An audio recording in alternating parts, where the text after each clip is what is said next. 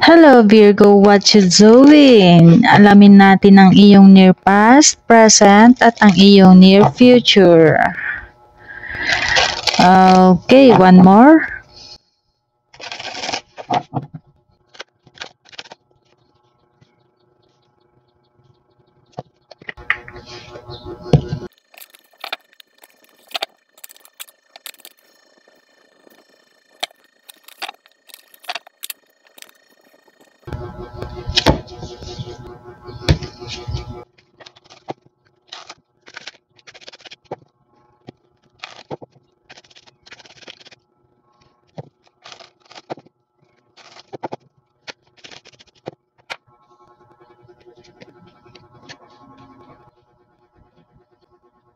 Marami kang pinagdaanan kahit nasa kasalukuyan ay nararamdaman mo pa rin ang pagod. Nagkaroon din ng mga proposal sa relasyon, pakikipagbati, pakikipagsosyo. Nandito rin yung ibinigay mo ang tiwala pero ikaw ay naloko. Sinamantala ang iyong kabutihan, kaya naman may nakaranas ng takot, anxiety, psychological issue.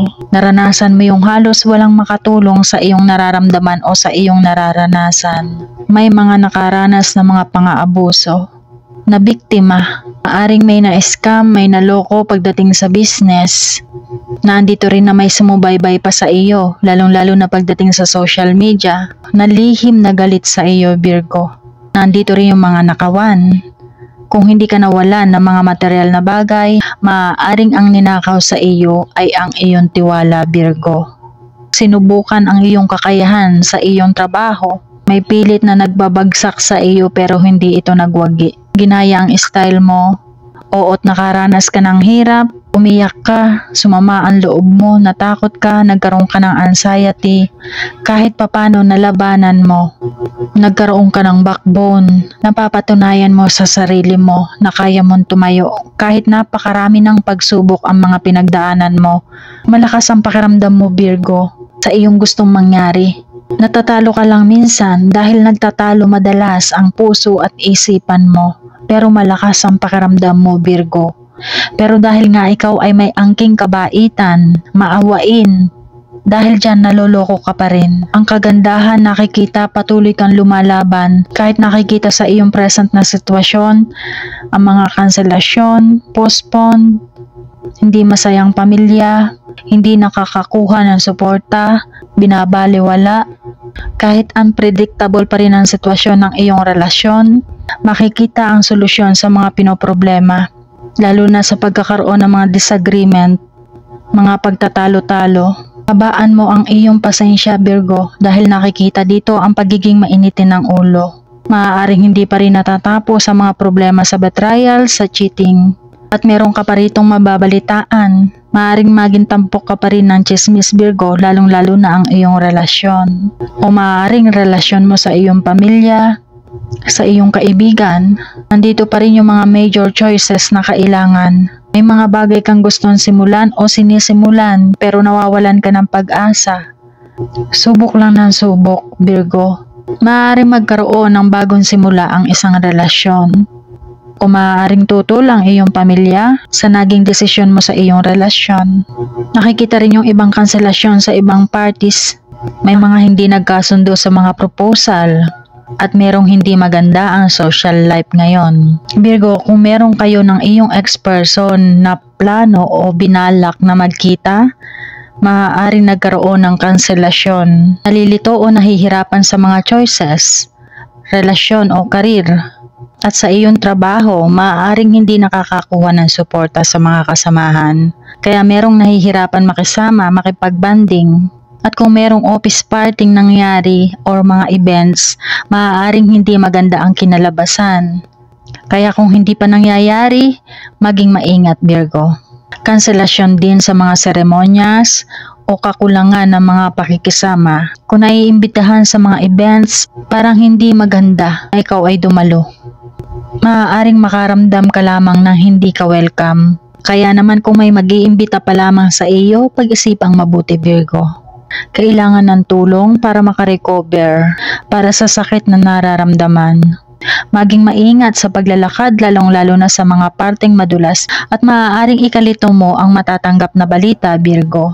Maaaring makatanggap ka ng letter, phone calls, or email. Dahil dyan may inspired ka, magiging creative kang muli, gagawa ka ng bagong plano. Konting ingat lang, huwag masyadong magmadali sa mga bagay-bagay, Virgo.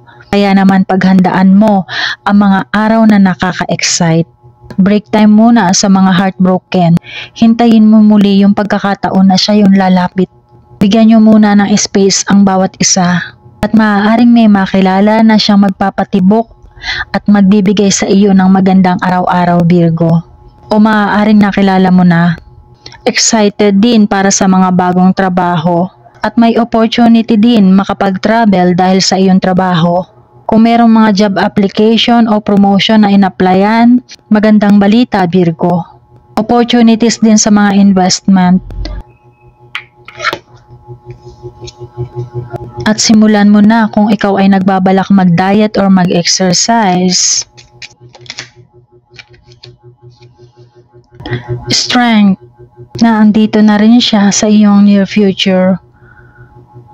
Ipagpatuloy mo ang pagkakaroon ng confidence dahil minsan nawawalan ka ng pag-asa, nawawalan ka ng tiwala sa iyong kakayahan, Virgo. Kapag siya ay lumabas, ibig sabihin, ma-overcome mo na yung mga obstacles. Kumbaga, namamaster mo na yung iyong nararamdaman dahil na rin siguro sa iyong mga experience sa buhay. Kaya wag ka na mag-focus sa iyong mga inaalala. At ito rin ay isang sign sa pagkakaroon ng strong relationship. Lalo na sa mga close sa iyo, maging sa pamilya mo, Virgo.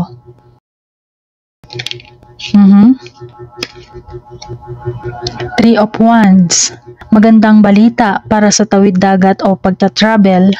Sa business, maaaring lumipat ka ng tahanan, maaari pang sa ibang bansa ito, Virgo.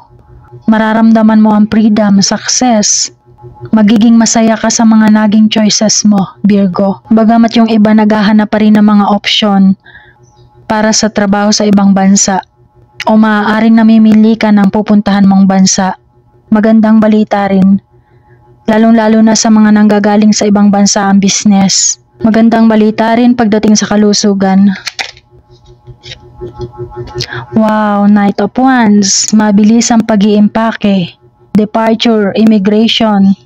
Kung ang pag-alis ay planado, walang magiging problema, Virgo. At sa kagandahan ng iyong career, Virgo, mag-save ka para sa iyong future. Dahil sa iyong near future, nandito ang The Devil at ang King of Pentacles ay reverse.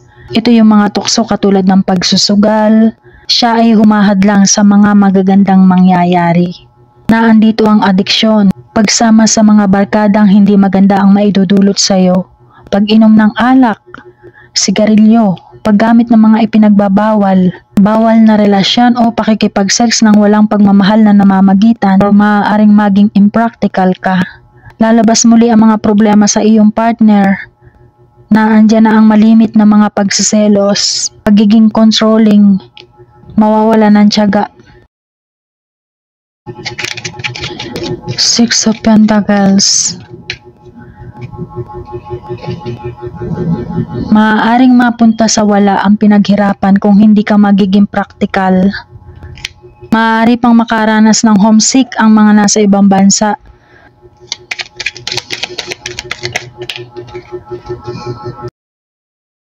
Ten of Swords. Kung merong mga inaasikaso mga legal issue, kung magiging tapat walang magiging problema. Huwag maging padalos-dalos upang huwag makagawa ng hindi maganda. Para huwag magkaroon ng mga legal issue. At kayo ng iyong person, malimit na mag-aaway, maghuhusgahan kayo pareho. Magsisisihan kayo. Subukan nyo maging kalmado at mag-usap ng mahinahon. Kung gusto maging maayos ang mga relasyon, patawarin ang mga pagkakamali sa nakaraan. Maging tapat at maging open sa communication. Sinasabi ng judgment, make sure na meron kang sapat na mga impormasyon kung meron kang gagawing isang desisyon o kung meron kang babayaran na malaking halaga. Maging maingat. At sinasabi rin dito, lalo na sa may mga merong sasakyan kung ikaw ay nagmamaneho. Lalo na yung mga nasa ibang bansa.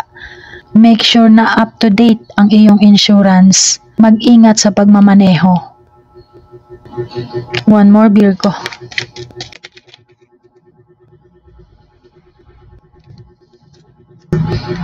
Oh my God, King of Pentacles again. Reverse pa rin siya. Five of Cups at Eight of Swords. Virgo. Ang trauma ay nakikita, ang mga pagsisisi. Nandito pa rin ang mga chismis. Maaaring mag-focus ka na naman sa mga nawala sa iyo. Magpo-focus ka na naman sa mga negative emotion mo. Dahil dyan magiging malungkutin ka. May makakaranas ng divorce, separation. Nandito na naman ang emotional baggage mo, ang disappointment mo. Ito yung mga hindi ka welcome na mga pagbabago. Kaya maging maingat dahil ito ay near future, gawin mo itong isang gabay, Virgo. Magpabalik-balik man ang mga negative emotion mo, dagdagan mo ang iyong pananalig.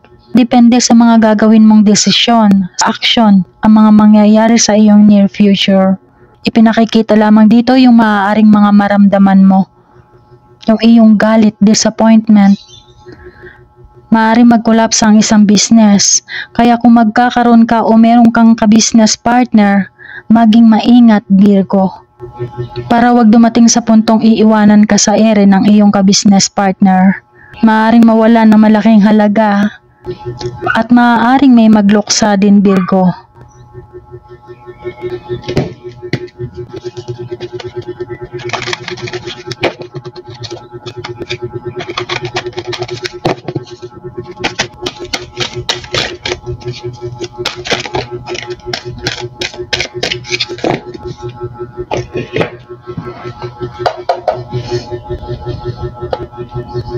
Six of Earth.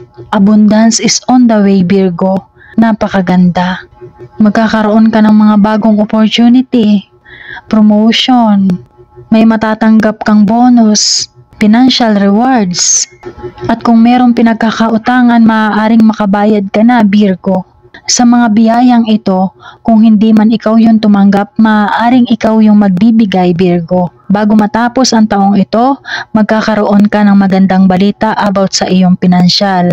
Maaaring may matanggap ka pang regalo. At huwag mong kalilimutan, Virgo, magtabi para sa future. Dahil dyan, mapunta naman tayo sa mga nagkaroon ng problema sa relasyon.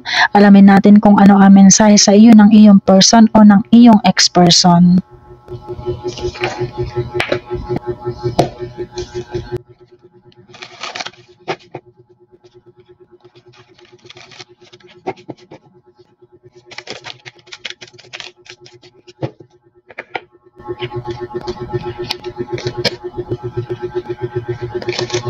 Kung sa palagay mo ito ang mensahe sa iyo, Virgo, i-claim mo ito.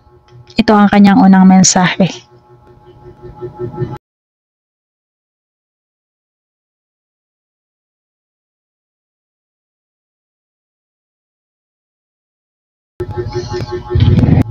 Kasunod,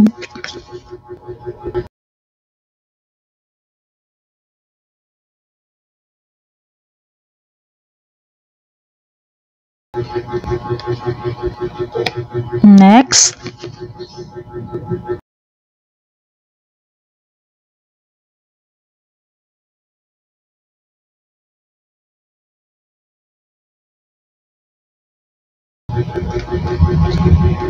at ang huli,